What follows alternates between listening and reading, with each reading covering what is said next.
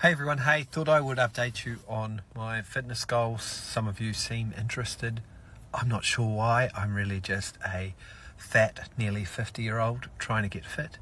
But the things that we've been using and doing to set goals are hugely powerful, and they're useful for any endeavor, whether it's your business, a creative process, you wanting to energize your relational life, a career objective, a sporting objective, anything really. And so what we do is we've broken down our goal, our overarching goal, into 3 words. Mine is fittest at 50. In other words, I want to be the fittest and strongest I've ever been in my life at 50 years of age, which is in 10 months' time. Scary.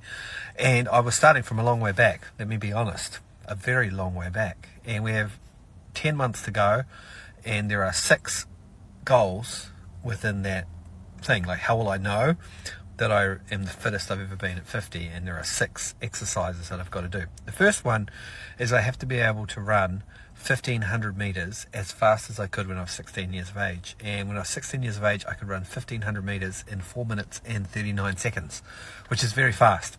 And so the first month I went out and I tried to see how fast I could go. And I'm got to be honest with you, I don't think you could call it running. It was like a cross between a shuffle and a walk. And I did it in 7 minutes and 57 seconds. This month just gone actually, I tried it again and I took a minute off. 6 minutes and 57 seconds. And I felt like I was running and I felt fast, especially at the start. And I got a little bit of a hamstring twinge. So I reckon, remember, the goal is 3 words only, 1,500 meter record for me, and I want to try and do it in 6 minutes 30 seconds this month coming up. Another goal that I have is to be able to bench press 277 pounds or 125 kilos when I'm 50 years old 3 times. Doing pretty well. I feel good about this goal. I reckon I did 90 kilos 60 times, so 198 pounds, and I reckon I've got 220 pounds in me right now, so I feel like this is very achievable. The next goal is to be able to do 5 vertical press-ups, so from the ground into a handstand. And I can't even really do a handstand. I have to use the wall still, and right now what I'm doing is getting really comfortable being upside down to strengthen my wrists, to get used to it. Found out that I should be breathing a bit more when I'm upside down, and I did about 20 seconds upside down this month, which is an improvement, like 20 seconds against the wall in a handstand, and I just hopped down when I had enough. So I think this month coming up I want to do 3 seconds free, so no one holding on to me. 3 seconds free. So there's that, and then another goal is the pistol squat, which is like a one-legged squat with your leg out. I'm so inflexible. Honestly, I think this one might kill me. Like, I'm just not flexible enough. Like, it hurts to even get down there. So I've started using a half ball, which you balance on at the gym, and holding onto a stick, and I'm getting about halfway down. So again, it's like, what's progress? Because if you just looked at the end goal, you'd go impossible, and you just go to the pub and drink and eat a bunch of fries, right? But if you break your goals down and ask, what's the next little step, then you can do it. And so I reckon I'm close there. I also want to be able to do 50 pull-ups on my 50th birthday. 50 pull-ups. And last month I did 10. A year ago I couldn't do any.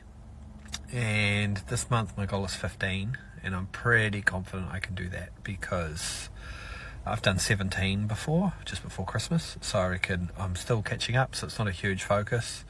There is one other goal for me. Oh yeah, the squats. Squats are hard. I want to be able to squat 150 kilos, which I believe is 330 pounds US. Good conversion, 2.2. I want to be able to do that one time. And I have, if you've seen me, you'll recognize me. I have chicken legs. So I have these really skinny legs, like a pencil, that if you bent them the wrong way, they'd break, and they have broken before. So I'm having to work very hard on that. And I'm really only at about 80 kilos, 178 pounds, 6 times. So I could probably push to close to 200 pounds. But I've got a long way to go. I've got to eat lots of protein and got to work out. And on my chest, bench press, and on my squats every week, I work with my trainer Sam, and he's taking me through a powerlifting routine to help me get there.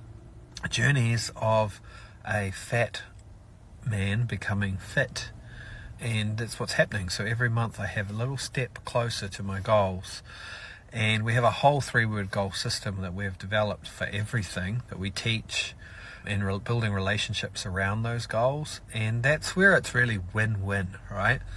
And sometimes we think the goal is the end goal but the end goal of a goal, if this makes sense, is actually the relationships you form while you're doing this thing. And I've got to know my trainer Sam so well. He's a genuine friend, right? That's amazing. I got to know my physiotherapist better and better. I'm getting to know my soon-to-be sprint trainer, he doesn't know yet, better and better, because that's the attractiveness of a human being in motion, is we attract other people who want to support us, engage us, and as we do stuff, especially for dudes, we really relate better to people while we're trying to achieve something. And if you're struggling relationally, don't wait for the right people to find you. Set yourself some goals and build relationships as you go, knowing that the goals are like, honestly, will I be as fittest and strongest I've ever been in my life at 50? Yes, I will. I'm very determined. But even if I'm not, it's still win-win, man. I'm still way fitter than I was a year ago. Like, I'm way fitter. And I've met all these amazing people. And I've had all this fun. Like, there's no downside to setting a goal and going after it, right? If it's the right goal for you. And so if you're feeling stuck and you've just listened to this dude just ramble on about it, I want to do 330 pounds and I want to do... It's boring shit because it's me and it's not you. Hopefully it's a little bit inspiring, but if all you can take out of it is choose a goal, go after it, have fun, build relationships around your goals, because life is for living, then I'm very pleased that you listened to this video. If you have listened all the way to the end, congratulations. You've done something that virtually no one ever does. You've listened to me talk in this deliriously sexy accent for 7 minutes and 41 seconds.